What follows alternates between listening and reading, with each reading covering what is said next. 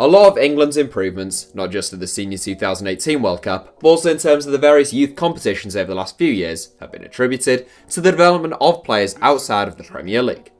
Whilst the money and lifestyle may not be quite so lavish for a teenager plying their trade in Leagues 1 and 2, in comparison to a youngster at Stamford Bridge or Anfield, there's a lot to be said for the grounding and work ethic that it instills in a young player, as well as the most important benefit, which is that they're far more likely to actually play senior men's football at that level. There's nothing quite like experience and game time when it comes to a footballer's development, and today we wanted to take a look at some of the best current players who were products of and nurtured by EFL clubs. To be clear, my criteria for being made in the EFL is a bit stricter than just having played in the EFL or Football League at all. Players who went on loan to EFL clubs from Premier League clubs don't count, nor do players who came through EFL clubs' academies but joined Premier League clubs before registering either a single or a significant number of EFL appearances. Right, I hope that's clear enough, so here is my made in the EFL 11. Goalkeeper, Jack Butland. To be honest, Jack Butland has had a pretty rocky 18 to 24 months at Stoke City as the club were relegated from the Premier League and failed to live up to expectations in the Championship. Capped 9 times by England, Butland was the Three Lions number 2 behind Jordan Pickford for the 2018 World Cup, and he holds the record as England's youngest ever goalkeeper, which he set at the age of 19. Previously linked with both Arsenal and Liverpool, Aston Villa being the only club he's shown interest in this summer is a sign of Butland's falling stock, but we know there's a talented goalkeeper in there, and he just about maintains his number 1 shirt for us here. Right back, Max Aarons. Last season's EFL Young Player of the Year, Max Aarons, was born in the year 2000, but he made a big impact in his breakout campaign at Norwich City last season. He bagged 2 goals and made 6 assists as a rampaging fullback in a Canary side which won the league title, and it'll be really interesting to see how he copes up against Premier League white players.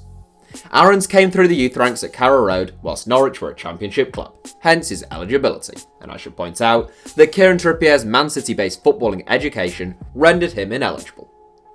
Centre back, Harry Maguire.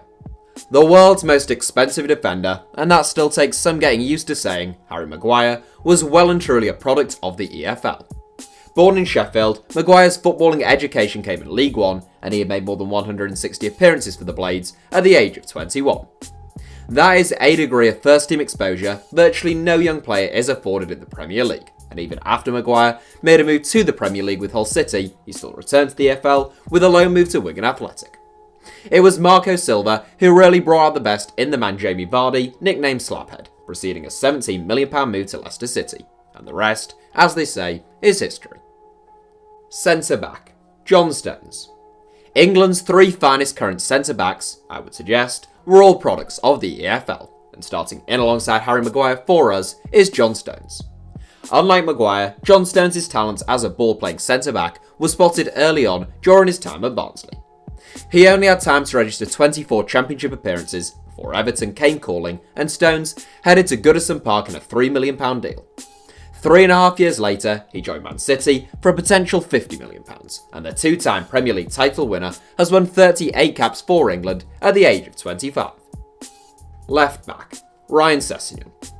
The likes of Ben Chilwell, Luke Shaw and Danny Rose all either came through the youth ranks at a Premier League club or made their first league appearances in the Premier League, which leaves me with the choice of Ryan Sessegnon, Aaron Creswell and Leighton Baines.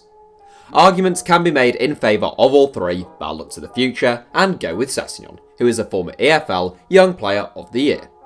Sessegnon is a sensational talent who has made 120 appearances, including 35 in the Premier League, despite being 9 months off turning 20. He joined Tottenham this summer in a deal worth £25 million, plus midfielder Josh Onoma, who headed in the opposite direction. Defensive midfield, Fabian DELPH. A neat and energetic central midfielder with no lack of technical ability, I find the outrage every time Fabian DELPH makes an England squad a little unusual. He has played 89 games for Man City over the last 4 seasons, including 29, as they won the league title with a record points tally the season before last, and you don't get that many games under Pep Guardiola without having a bit about you. DELPH is a product of the Leeds United Academy, being signed by Aston Villa, following his breakout campaign in League 1, and I'm expecting him to have a really decent season with Everton this year. Central midfield, James Maddison. We have 2 quite attacking central midfields in front of Fabian DELPH, starting with Leicester City star James Maddison. MADDISON came through the youth ranks with his boyhood club Coventry City, where he first played professionally in League One. He got a move to Norwich City in the Championship in 2016, and after half a season on loan at Aberdeen, he had a fantastic 2017-18 season at Carrow Road. That prompted a £20 million move to Leicester and a first crack at life in the Premier League, but MADDISON made a really great start at the top flight, and we will most likely see him winning his first England cap this season. Central midfield, Dele Alli. Dele Alli set the expectations of him so high when he scored 22 goals from midfield in a single season as a 20-year-old that some now accuse him of stagnating and regressing as a player. Personally, I'm almost always impressed by what I see from the Tottenham man who is still only 23. He's a really smart and devilish attacking midfielder who does his best work when he gets in and around Harry Kane, and following the arrival of Tanguy Ndombele at Tottenham this season, that may allow him to do just that. If he starts brightly and can avoid injury, it wouldn't surprise me if the Englishman had a barnstorming 2019-20 campaign. Ali's youth was spent at MK Dons, where he made 88 appearances and fired the club to promotion from League One in his final season. Right wing, Gareth Bale. The star of this side in many respects, Gareth Bale, is a former EFL Young Player of the Year who has gone on to win 4 Champions League titles and win a Premier League Player of the Season award. His starring role in the EFL, or the Football League as it was then, came in the Championship with Southampton as a left-back. He subsequently joined Tottenham, where he had 3 seasons just sort of middling along. Then came his transition forward and onto the wing, and the Welshman never looked back. A humiliation of Inter Milan and Brazil fullback Maicon really signalled Bale's arrival, and he was scintillating in his last 3 seasons at White Hart Lane. A huge move to Real Madrid followed, where Bale has lit up finals, scored prolifically, and won Los Blancos trophies, but has also suffered repeated injury struggles, supposedly failed to assimilate with some of his teammates, and seemingly failed in the unenviable task of emerging from Cristiano Ronaldo's shadow. Nevertheless, he's a world-class footballer and the most outstanding individual in this 11. Left wing, Wilfried Zaha. Somehow still a Crystal Palace player following the end of the transfer window, Wilfried Zaha has been the Eagles' star man for the last 3 seasons now, aged 26. The former England-turned-Ivorian international began life with Palace in the Championship, where he developed a reputation as one of the most talented players in the EFL. Following 143 appearances, which also included inspiring the team to promotion to the Premier League in his final season, Zaha joined Manchester United in 2013. That move perhaps came just a year or two too early, and Zaha found himself back at Selhurst Park in 2014. He's now one of the most feared players outside of the Premier League's top 6, possessing pace, directness, and a willingness and ability to leave players for dead. He's a surefire inclusion in this 11. Centre forward, Callum Wilson. Subscribers to this channel will know that I've been a long-time admirer of Callum Wilson, and he began to show just how good he can be even at the highest level last season. Balanced, industrious, mobile, good in the air and unerring in the finish, he's a really well-rounded centre forward, and I'm quietly confident that he can push on from his 15-goal haul last season and better it this term. Like James Maddison, Wilson is from Coventry, and it was with the Sky Blues that he began his career. Following 22 goals in 48 League One games for the club, Eddie Howe brought Wilson to Bournemouth in 2014. His 23 goals helped the Cherries win promotion to the big time, and despite injury ending his first Premier League campaign in disappointment, the Englishman has bounced back, and Bournemouth put a £75 million asking price on his head when Chelsea began sniffing around their star man last January. The team, including substitutes and a manager.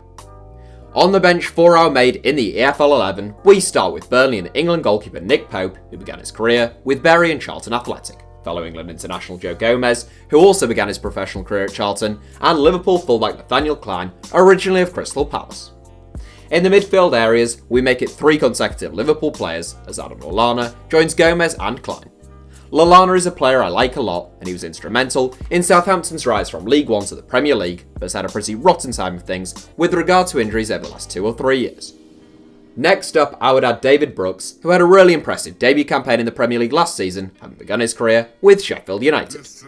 There's more strength in wide areas with Southampton star Nathan Redmond acting as cover for both Wilfried Zaha and Gareth Bale. The 25-year-old made his first league appearances with Birmingham City in the Championship, and he looked a different player following Ralph Hasenhüttl's arrival at St Mary's last season. Lastly, and perhaps most debatably, my backup centre forward would be Jay Rodriguez. There were a few candidates here, but Rodriguez is a real talent who I'm sure would have double figures in terms of England caps were it not for that awful ACL rupture back in 2014. Honourable mentions must go to the likes of Lewis Cook, Will Hughes, Danny Ings, and Troy Deeney. It's worth noting that if you think I've missed someone really obvious, well, it's quite possible that I have, but it also may be the case that they weren't eligible for one reason or another. Jamie Vardy and Jared Bowen, for example, began their careers in the non-league game, not in the EFL. Andy Robertson and Ryan Fraser first made inroads in Scotland before arriving in the EFL, and some players who began their professional careers in the EFL did so off the back of coming through Premier League academies. In charge of our Made in the EFL 11, we have the option of the likes of Sean Dyche, Chris Wilder, and Sam Allardyce. My choice though, after much deliberation, is Eddie Howe. The Bournemouth boss has done extraordinary things as a very young manager at a traditionally very small football club. Although he has been given a reasonable amount of money to spend, plenty of others have spent far more whilst achieving far less and playing nowhere near as attractive a style of play. To recap, our Made in the EFL 11 reads like this: Jack Butland, Max Aarons, Harry Maguire, John Stones, Ryan Sessegnon, Fabian DELPH, James Maddison, Dele Alli, Gareth Bale, Wilfried Zaha, and Callum Wilson, with a bench made up of Nick Pope, Joe Gomez, Nathaniel Klein, Adam Lallana, David Brooks, Nathan Redmond, and Jay Rodriguez, and all managed by Bournemouth boss Eddie Howe. That's it for today's video. Congratulations on making it to the end of the video. Since you've got this far and in exchange for eternal good luck and happiness, why not subscribe and turn on notifications for the ever brilliant HITC Sevens. Also, for mobile users, if you click on your screen now there should be some suggestions of other videos YouTube thinks you might like, and I agree with YouTube.